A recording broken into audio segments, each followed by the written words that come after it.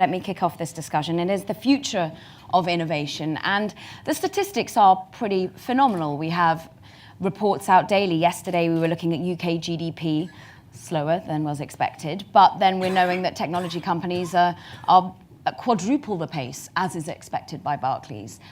Tech startups. But what about bringing those, fostering those, scaling them up? Sherry, you had November here announcing how to help the scale up, the funding gap.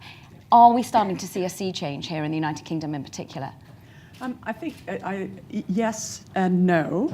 So you were talking about the report out yesterday, but there was another report out a couple of weeks ago that spoke about how exits were improving, which is great, and how the creation of companies was growing. Again, the trends were good, but they'd seen a decrease in the percentage of companies that were scaling up, not an evening and not an increase. I had called for an increase and linked that to tremendous growth, economic growth. So I think there's some disturbing trends, but I still remain optimistic that there are many things that we can do about it. And earlier today, there was some statistics that showed that quarter-on-quarter growth is up 41%. This quarter was 2.6 billion, last quarter 41% lower, but that was on a fewer number of deals, which I take as very good news because it means that more money is going into those companies that are getting product market fit, which we can be very encouraged by. But finance isn't the only thing we need to worry about, and I know that we're talking later as well about skills and leadership capacity, and dare I say immigration. It was touched on earlier, but I think it's critically important that we can get some very talented individuals here to plug the gap until we can start streaming them out of our universities. I mean, Manish, there's been an interesting move, hasn't there, of US VCs in particular coming up and looking at some of our stellar growth companies. I mean, TransferWise to name but one, getting Andreessen Horowitz interested in them, creating billion-dollar companies. Are you finding a sudden surge in interest when you are matchmaking and also helping mentor these companies? Yeah, absolutely. I think there's global recognition now that European companies and UK companies in particular, the ambition levels have really propelled over the last few years. So it was always spoken about 10 years ago that a 50 million exit or 100 million exit was fantastic news, and most people would take that. I think there's been a fundamental reshift in the ambition levels of entrepreneurs and also the investors that are backing them. And now these companies like a Spotify, like a TransferWise, like a Funding Circle, there's the environment that exists now that allows them to push on to $1 billion. And now I think we're going to see the first $10 billion company coming out of Europe very soon. And that's obviously very attractive for the US players. So when they look at the analysis now, there's well over 30 companies across Europe that have reached that $1 billion valuation. And what we're tracking internally is kind of the rate of the development of those companies is accelerating now, so the real winners are starting to appear on a more frequent basis. I mean, Eileen, are more people knocking on your door? It was interesting. I was speaking to ITs, which is a company that's doing very well in the UK at the moment, a startup, but they said they're worried about the lack of austerity now in the United Kingdom, the fact that our economy is recovering, maybe that hunger to go out and innovate and become an entrepreneur isn't there. Is that entirely false? Are you still seeing many people knocking on your door? We still see a lot. And I think the great thing about investing early on, as we do, is the great entrepreneurs, I think they start businesses no matter what the macroeconomics look like. There might be tendencies to go ahead and take a little bit more risk if your day job is not as secure as it used to have been. But then when there's a good sort of a boom time happening, or if there's lack of austerity, that actually motivates people to try and do their own thing as well and to be out there risking everything or risking as much as they feel like they can stomach to try and do their own thing. So the best entrepreneurs and the best companies are created at every phase of the macroeconomic cycle. Motivating entrepreneurs. How about motivating the bigger companies? I mean, Bloomberg in and of itself was a fintech company back in the 80s. It is a disruptor. I mean, Adam, you've come in from having your own startup to come into trying to foster that view and that hunger within a bigger company. And does everyone have to survive? I think it's really interesting. I think we talk about it a bit later, but people and purpose is a real driver for business success. So if you're a startup, you're going to change the world. That's why you do your own thing. If you're in a big company, I think you need stimulus to get people to think differently and to recognize the world's changing around them. And sometimes that's pain. So businesses failing have to innovate to survive. The hardest time to do it, I think, is to kick on when you're successful. And I think you need to find the stimulus. Manish, what about areas, sectors that are perhaps not quite ahead? We've seen so much disruption when it comes to I mean, taxi services, we've seen disruption in financials. What sector is really ripe for disruption now, or some of the exciting startups coming in? I think it's a really valid point, because I think, and it was interesting, Jim and Mike were talking about this kind of 98% rule. I guess because a lot of people will talk to us, what do you see in technology?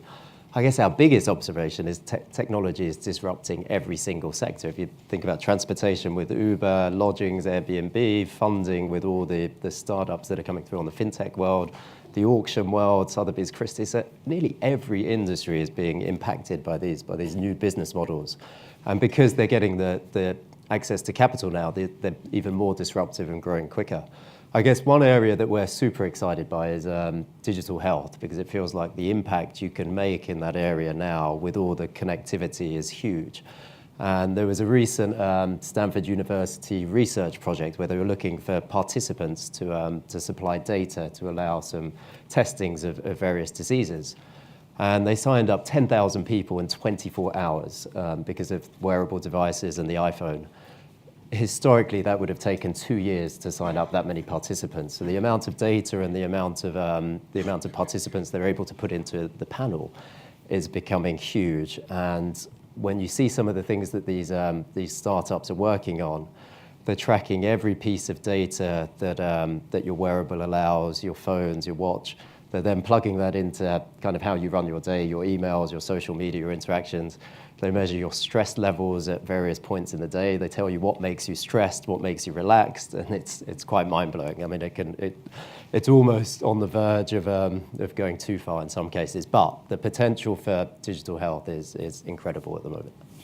Can I just see whether there's immediately some questions in the audience? I want you to start ruminating upon them. Have we got anyone who's got an instinctive question that they want to put their hand up to? Hi, my name's Adrian Berry. I'm a designer, a product designer. And it's interesting I keep hearing brands and technology and the big picture thing. But actually, in order to create products, and whether you define a product as a service or a physical thing or an electronic way of doing something, you actually have users. And I do wonder sometimes that it was bandied around earlier that, Apple's a great brand. Actually, what it is a it's a consumer-facing product technology.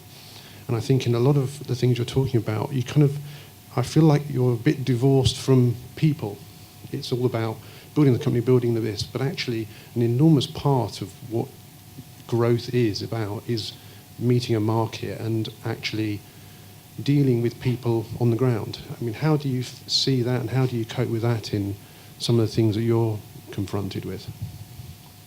I think we've looked at that sector a lot, and I think it's probably the number one issue of the CEOs of most of the tech companies at the moment is how do you marry design and kind of the intuitive and the nice usage of a product with the engineering aspects. And technology is almost moving too quickly in many respects that you lose sight that you're trying to make Spotify a very intuitive, friendly service. What we're seeing, though, is a number of the large organizations are now acquiring design-focused firms. And the holy grail is when you go into a room and Bloomberg says, look, this is what we're looking to do in the terminal space in 5 years' time. You don't just have, historically, you just have the engineers there. Now what we're seeing is the pitch team that would come in would be led by a design team with the engineers. And then you see quite some sparks fly. And I think that, so I absolutely subscribe to that you've got to factor the design and the user experience into all of the technology applications where there's a consumer facing it. I think the companies that are world-class and global absolutely focus on their users and their customers, and they make it really easy and really intuitive.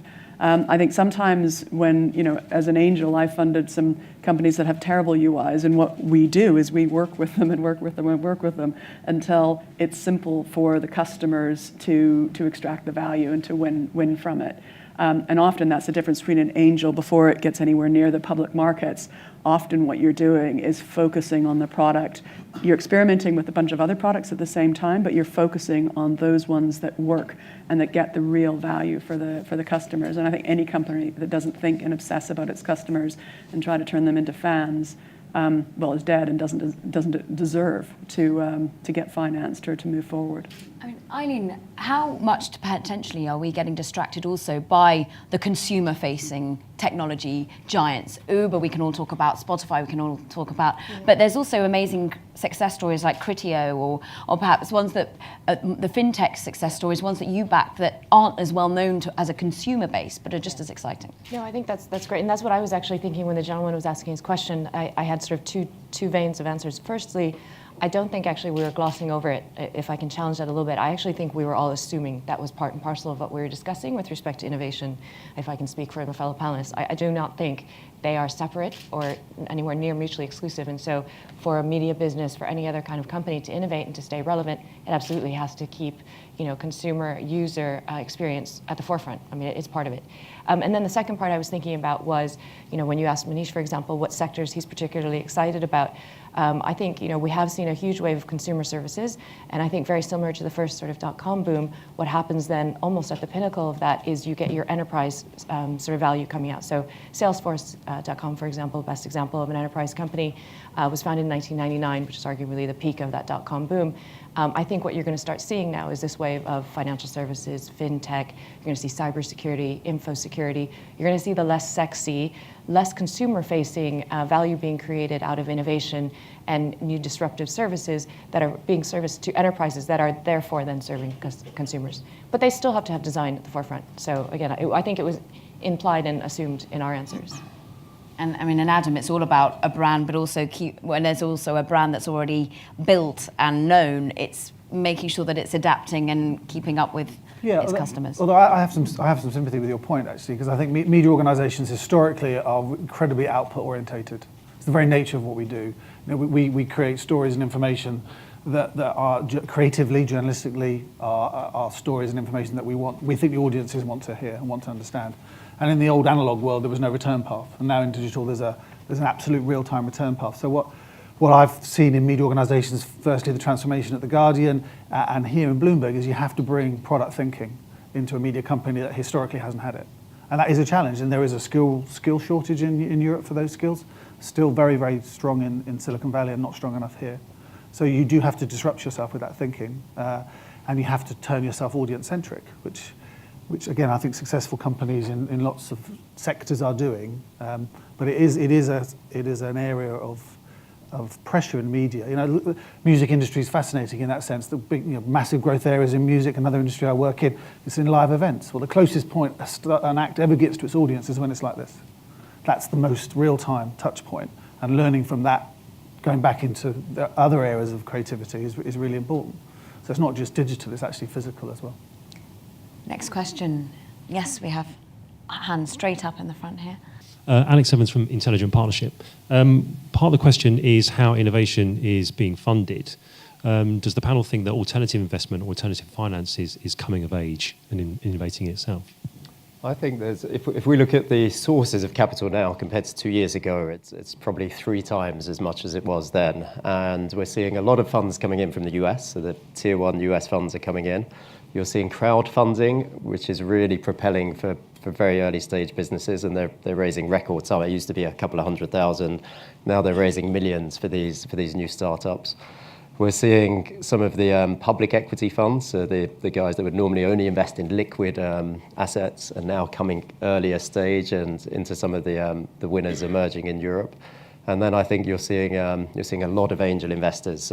Every time something like a Net-a-Porter or a Criteo is sold, it creates 50 plus angel investors, and that sort of Keiretsu effect is now really taking hold in Europe. So I think there's only positive signs on the sources of funding. Let me show, but still you're saying the numbers are going in the wrong direction when it comes to scaling up. The numbers are going in the wrong direction. The numbers are also going in the wrong direction for the amount of capital that is being sourced from Europe. So 95%. So the great news for entrepreneurs is they are getting funded. The bad news for, let's think of it as UK PLC, is that a large amount of those fundings are coming from the US. Now that's great for the entrepreneur, but when there's a flotation, well, there's two things. When there's a flotation, if there is a flotation, those funds will flow back into the US economy, and we'll be lucky if we get 20-25% of the mandate that comes from that. If it had been European domiciled funds that had invested in our British or our European startups that had scaled up, then that would flow back into our economy. In addition to that, the propensity for a company that's based here to re-domicile in a different jurisdiction, let's say the US, is much higher if 90% of their follow-on funding comes from the US, because they'll have relationships there, and that's often where the markets are. So I think that we need to change that, and I've heard of 4 or 5 100 to 400 million pound funds that were being started up literally in the last 4 or 5 months. So I think that there is reason for hope. I still think there's a ways to go before our stars are funded by our financiers. But the great news is that our stars are getting funded, and that's reason to celebrate. We've got way more to go, but it's looking all right. You get the financing. After you get the financing, that's when you start doing the hiring, and that's when you start getting your product market fit, because you can start funding the growth. You get the one product that works. Then you want to expand that into a bunch of other countries. Britain's really quite small, so the fact that only 10% of our scale-ups export is a problem, but it's a very solvable problem, and we need to solve it, and we can solve it with a bit more capital and skills. I cannot believe that our time is already up, but I just wanted to ask one more question of each of you. If there was one challenge or one excitement about this is called innovation, is there one Adam, is there one thing that that gets you excited in the morning about the innovation that you're about to set off and do for that day, for that year, and in the particular role that you have? I'm going to know when I'm excited now with all the health data that I'm going to be tracking in real time. For me, it's about people. So I think we can write as much PowerPoint and as much as we like, but actually what excites me is about the people and how they react and come on these journeys with the companies they work with. And what's the most exciting thing for you at the moment, Eileen, in UK? I agree, it's really similar. So, our fund has been up and running for 4 years, and in the first year we saw just over 1,000 sort of business proposals come in. In this last year, it's near 3,000. And so the increase in volume, whether or not they're getting funded, but the funnel is increasing, and I think that's fantastic for UK PLC. I think that's great for the UK economy and for sort of the ambition levels overall. I'm really excited and looking forward to a new challenger bank that doesn't make me grimace when I use it, if I want to be really specific about an example. Great. So more fintech, please. Sherry, is there one thing that gets you excited or nervous about the innovation state of play here? Well, I'm more an optimist than anything else. So I think I'm very excited about, you mentioned it, health tech. I think that that is probably our single biggest area that we will borrow ideas from financial services and from advertising and from other areas and use them to focus on the most important issues of our time, which is health. And the data sets are there because of the way the NHS has been organized. And there is no other country on the planet that has the data sets and the pure opportunity that exists there. We just need to borrow the techniques from other industries, which we're brilliant at doing, and focus on that for a while. And the cost goes down to 1/1000th to solve problems that we've wanted to solve for a long time, but we couldn't solve because the technology and the platforms and the ways of monitoring them weren't there. They are now there right now, and it's very, very exciting. So if I'm frightened, it's that there's a lot to do, and we need more people, and we need more people who have the right skills, but those opportunities will get answered because they're extraordinary. And Manish? I think lots to be excited about. I guess one challenge and one nervousness, I think there are going to be, because the rate of innovation and disruption is so high at the moment, that there are going to be some interesting moral issues that will be raised over the next year or two. And Mike alluded to it, that the machine learning and artificial intelligence, where a computer can basically mimic a human being. We were lucky to be invited in by one of the CEO of one of the largest tech companies in the world to see their kind of state of play where they're at. And it's spooky now. I mean, you can have a full-on conversation with a computer that knows a lot about you and will react to the questions that you're asking the computer. And when they've done a lot of internal studies about the amount of jobs that could be replaced. And within this specific organization, it was saying if they were brutal and they were just doing it for economics, 40% of the workforce would be removed.